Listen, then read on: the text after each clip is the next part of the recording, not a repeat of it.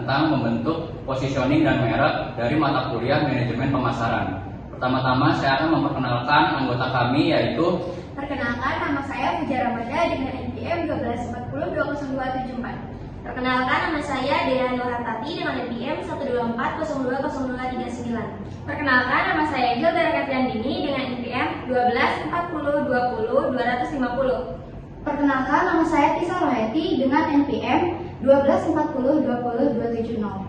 Perkenalkan, nama saya Najul Azalia dengan NPM 124020262. Perkenalkan, saya Mario Setianto dengan NPM 124020240. Pertama-tama materi yang akan dibicarakan yaitu dengan Puja. Halo semuanya, di sini saya akan menjelaskan tentang bab 10, cara membentuk positioning merek. Nah, apa sih positioning itu? Positioning adalah suatu tindakan merancang penawaran atau citra perusahaan agar mendapatkan tempat khusus di benak pasar sasaran. Nah, contohnya itu adalah aplikasi Gojek.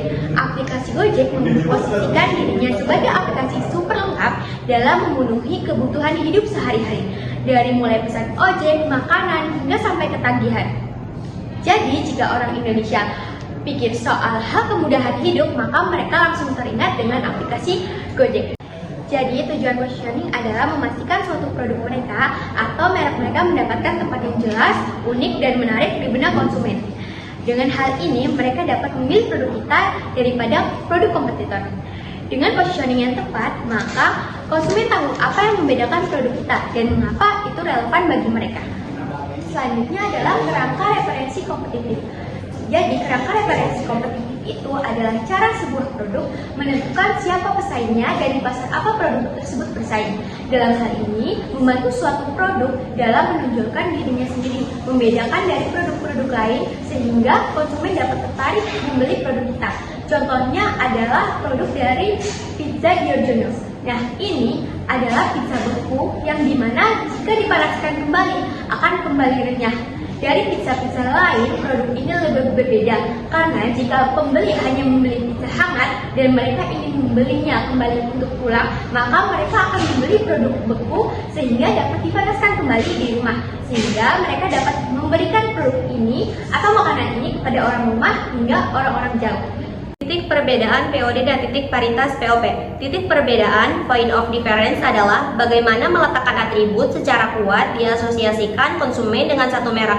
Nilai positif dan tidak dapat ditemukan kesamaan pada merek pesaing. Jadi hanya satu merek untuk produk tersebut. Contohnya, merek makanan ringan seperti Lays menonjolkan POD melalui varian rasa unik, seperti saus cream dan onion yang tidak ditawarkan oleh pesaing lain. Selanjutnya ada titik paritas, point of parity, disingkatnya dengan POP, adalah sebaliknya asosiasi-asosiasi yang tidak mesti unik untuk merek tetapi dapat memiliki bersama dengan merek yang lain. Contohnya, merek saus seperti ABC dan sambal terasi memiliki POP dalam rasa pedas yang tidak diharapkan konsumen dari saus sambal. Selanjutnya ada titik paritas dibagi menjadi dua bentuk dasar. Yang pertama ada titik paritas kategori dan yang kedua titik paritas kompetitif. Yang pertama, titik paritas kategori adalah asosiasi-asosiasi yang dipandang esensial oleh konsumen untuk menawarkan kategori produk dan jasa.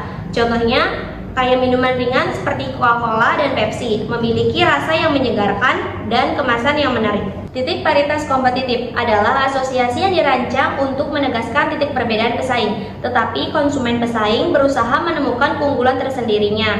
Contohnya, merek smartphone seperti Samsung dan Apple menawarkan fitur keamanan data yang setara untuk mengatasi salah satu merek lebih unggul dalam perlindungan privasi.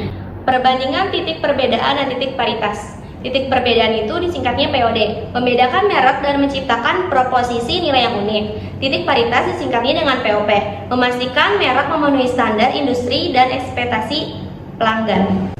Menetapkan keanggotaan kategori merupakan proses mendefinisikan produk atau merek dalam konteks persaingan. Keanggotaan kategori bisa menjadi masalah untuk produk teknologi tinggi. Pendekatan umum terhadap positioning adalah memberitahu konsumen tentang keanggotaan merek sebelum menyatakan titik perbedaan. Selanjutnya ada positioning tumbang tindih, adalah mengacu pada strategi pemasaran di mana dua atau lebih kerangka referensi produk atau merek digabungkan. Selanjutnya ada mengkomunikasikan keanggotaan kategori, ada 3 cara. Yang pertama, mengumumkan manfaat kategori. Yang kedua, membandingkan dengan contoh. Yang ketiga, bergantung pada menggambarkan produk.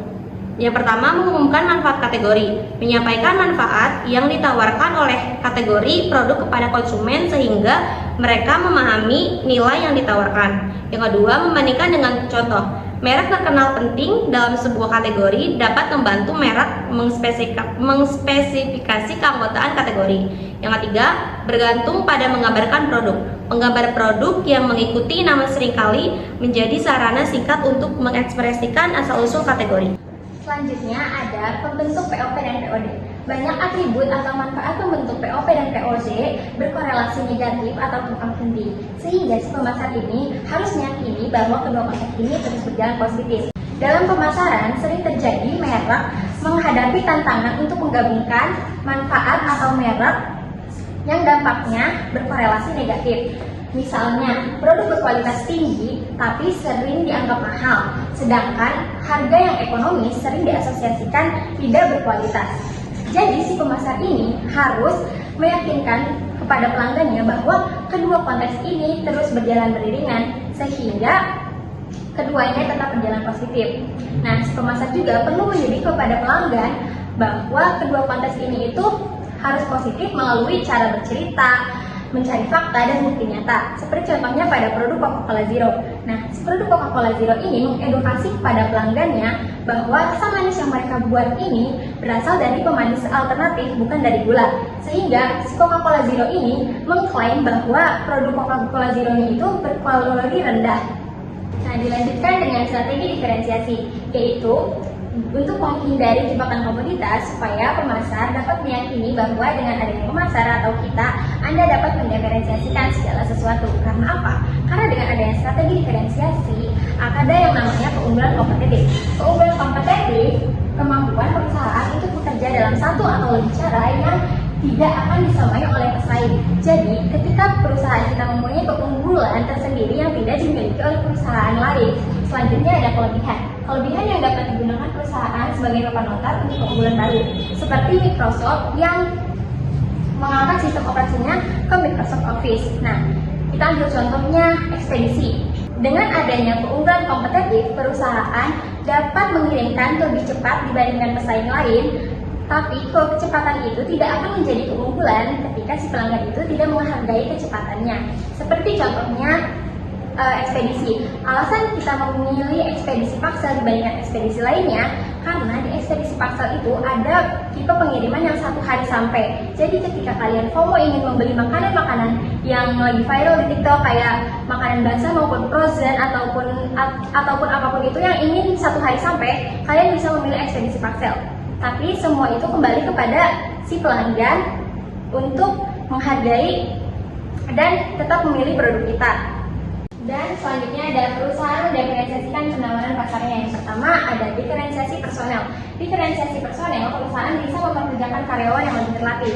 Seperti contohnya adalah Pizza Hut. Pizza Hut sekarang ini sudah banyak jenis-jenis pizza, tapi si Pizza Hut ini tidak ada tandingnya karena mereka ini sudah mempunyai banyak cabang dan sudah memenangkan pasar. Dan yang kedua ada diferensiasi saluran. Perusahaan dapat merancang cakupan, keahlian, dan kinerja saluran distribusi mereka secara lebih efektif dan efisien. Nah, si diferensiasi saluran ini mempunyai cara channel atau franchise seperti contohnya Alfamart dan Indomaret. Dan yang terakhir ada diferensiasi citra atau image. Perusahaan dapat mengukir citra yang lebih kuat dan menarik. Seperti contohnya adalah rokok Marlboro. Selanjutnya, saya akan membahas materi mengenai strategi pemasaran sesuai dengan siklus hidup produk. Apa sih siklus hidup produk? Siklus hidup produk adalah kerangka kerja yang menunjukkan bagaimana sebuah produk memiliki batasan usia, di mana ia harus melewati berbagai tahap perkembangan yang masing-masing tahap perkembangannya itu membawa tantangan, peluang, dan strategi pemasaran yang berbeda. Positioning atau strategi diferensiasi harus berubah seiring berubahnya pasar, produk, dan pesaing, berubah sejalan dengan siklus hidup produk atau product life cycle, bisa disingkat dengan PLC. Dengan mengatakan bahwa sebuah produk mempunyai siklus hidup, kita juga dapat mengatakan tentang 4 hal berikut. Yang pertama, Produk itu memiliki usia yang terbatas. Yang kedua, penjualan produk melalui berbagai tahap yang berbeda, dan tiap tahapnya itu membawa tantangan, peluang, dan masalah yang berbeda bagi penjualan. Dan yang ketiga itu, laba naik dan turun pada berbagai tahap siklus produk. Dan yang terakhir atau yang keempat, produk memerlukan strategi pemasaran, keuangan, manufaktur, dan sumber daya manusia yang berbeda di berbagai tahap siklus hidup. Selanjutnya ada siklus hidup produk. Nah, siklus hidup produk ini terbagi menjadi 4 tahap. Yang pertama ada tahap pengenalan, dan yang kedua ada tahap pertumbuhan, yang ketiga ada tahap kedewasaan, dan yang terakhir atau yang keempat itu ada tahap penurunan. Selanjutnya ada siklus hidup mengenai gaya, mode, dan tren. Gaya adalah jenis ekspresi dasar dan berbeda yang muncul dalam bidang usaha manusia. Gaya memiliki siklus hidup yang panjang dan tidak cepat usai. Contohnya, kebaya yang dihormati Indonesia meskipun mode tren berubah. Selanjutnya ada mode. Mode adalah gaya yang populer atau diterima saat ini dalam bidang tertentu. Contohnya, pada celana high waist itu tren pada tahun 1980-an dan kembali tren di tahun 2020. Tren adalah mode yang cepat dilihat masyarakat, diadopsi dengan antusiasme yang cepat, yang besar, cepat mencapai puncak, dan menurun dengan sangat cepat. Contohnya, pada kaos yang bermotif tie-dye yang sempat tren pada beberapa bulan di era pandemi. Seperti yang sudah dijelaskan dalam materi sebelumnya, dalam strategi pemasaran ada beberapa tahapan-tahapan siklus hidup produk. Tahapan yang pertama adalah pengenalan dan keunggulan produk. Tahapan ini merupakan produk yang muncul ke pasar dalam program produksi dan pemasaran yang berskala penuh. Produk tersebut merupakan produk yang baru muncul dan menggantikan produk yang sudah ada.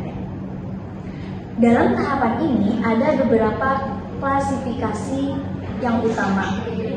Yang pertama, penjualan rendah dan lambat.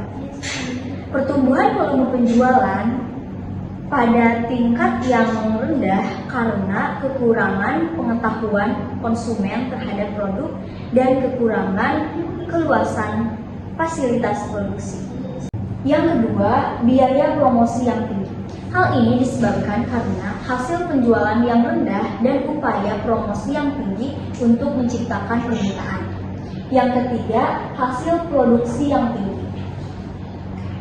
Disebabkan karena penjualan yang sedikit dan pesaing yang sedikit.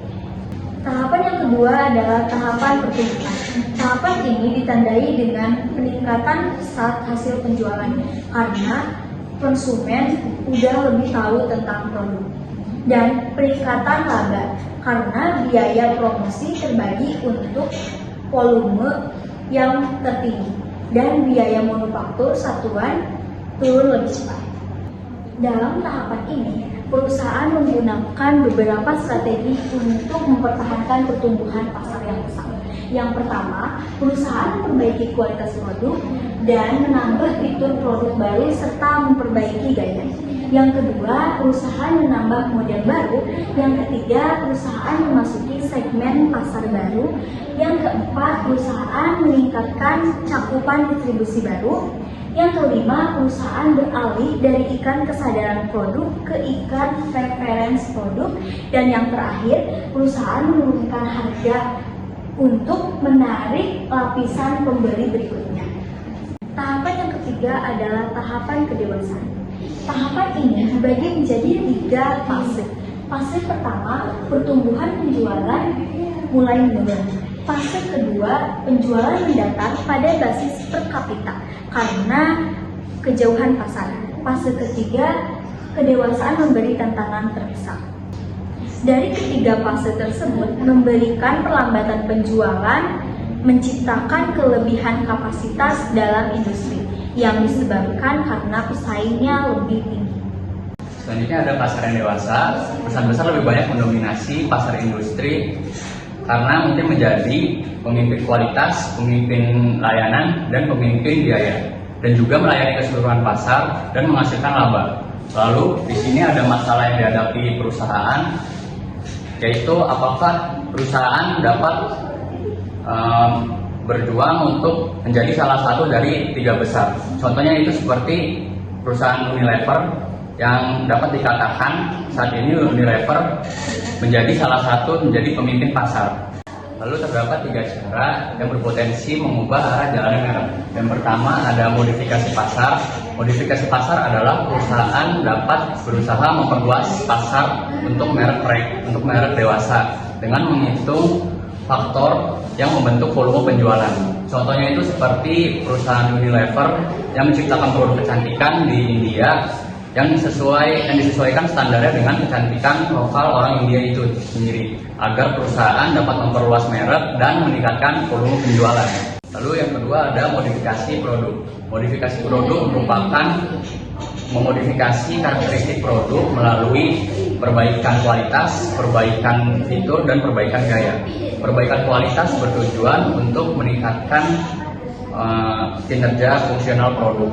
Terus perbaikan fitur bertujuan untuk menambah fitur-fitur baru seperti ukuran, berat, bahan, dan aksesoris produk. Terus perbaikan gaya bertujuan untuk meningkatkan daya tarik estetik sebuah produk itu sendiri. Yang ketiga yaitu modifikasi program pemasaran. Modifikasi program pemasaran yaitu memodifikasi elemen program pemasaran untuk merangsang penjualan. Adapun program pemasarannya itu seperti harga, distribusi, promosi, iklan, penjualan personal, dan layanan. Lalu selanjutnya tentang strategi pemasaran tahap penurunan. Penjualan menurun karena sejumlah alasan, yaitu meliputi seperti berkembangnya teknologi, perubahan selera konsumen, dan peningkatan persaingan domestik dan luar negeri. Terus dalam menangani produk yang menua, perusahaan menghadapi sejumlah tugas dan keputusan, yaitu seperti menetapkan sistem untuk mengidentifikasi produk yang lemah. Lalu strategi yang tepat juga tergantung pada daya tarik yang relatif industri dan kekuatan kompetitif perusahaan pada industri tersebut. Contohnya seperti perusahaan yang berada dalam industri yang tidak menarik tetapi memiliki kekuatan kompetitif yang harus mempertimbangkan untuk melakukan penurunan secara selektif. Selanjutnya tentang bukti konsep siklus hidup produk. Pada konsep siklus hidup produk terdapat karakteristik, tujuan pemasaran, dan strategi pemasaran. Karakteristik itu seperti penjualan, terus biaya, laba, dan pelanggan. Lalu untuk strategi pemasaran itu seperti produk, terus distribusi, iklan, dan harga. Selanjutnya adalah prinsip terhadap konsep siklus hidup produk atau produk life cycle. Nah, ini adalah suatu pola yang durasinya dianggap terlalu beragam dan sangat sulit untuk diterapkan. Dan sehingga para penjual lebih sering menerapkan strategi pemasaran. Nah, ini padahal jika menggunakan pola yang alami, maka penjualan mereka akan lebih menciptakan pertumbuhan yang berkelanjutan lebih baik daripada menggunakan pola pemasaran yang seringkali dapat diubah-ubah. Selanjutnya adalah evolusi pasar. Nah, evolusi pasar ini berkembang dari tahapan awal hingga tahapan matang, tapi tak jarang juga pasaran mengalami suatu penurunan. Nah, bahkan pasar berubah seiring berjalannya waktu karena pengaruh dari teknologi dan pengaruh dari konsumen. Selanjutnya adalah kemunculan produk baru. Nah, produk baru ini muncul apabila adanya kebutuhan yang belum terpenuhi dari konsumen.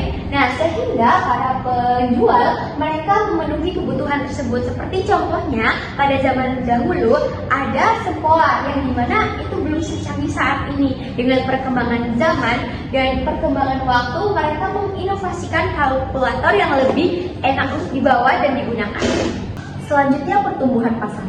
Di manakah perusahaan kedua akan memasuki pasar jika perusahaan pertama telah menetapkan dirinya di pusat. Nah, jika perusahaan kedua itu adalah perusahaan kecil, maka akan menghindari persaingan langsung dengan perusahaan kupon dan meluncurkan mereknya di salah satu sudut pasar. Selanjutnya adalah kedewasaan. Kedewasaan dibagi menjadi dua tahapan yang saling berhubungan. Nah, tahapan yang pertama adalah fragmentasi pasar. Fragmentasi pasar di sini adalah merepresentasikan perusahaan yang memasok. Yang kedua adalah konsolidasi pasar, yang disebabkan oleh munculnya atribut yang baru mempunyai daya tarik kuat. Yang terakhir adalah penurunan. Nah, penurunan ini dapat terjadi ketika permintaan untuk produk lama akan mulai menurun dan total kebutuhan masyarakat juga akan menurun. Sekian dari kelompok kami, kurang lebihnya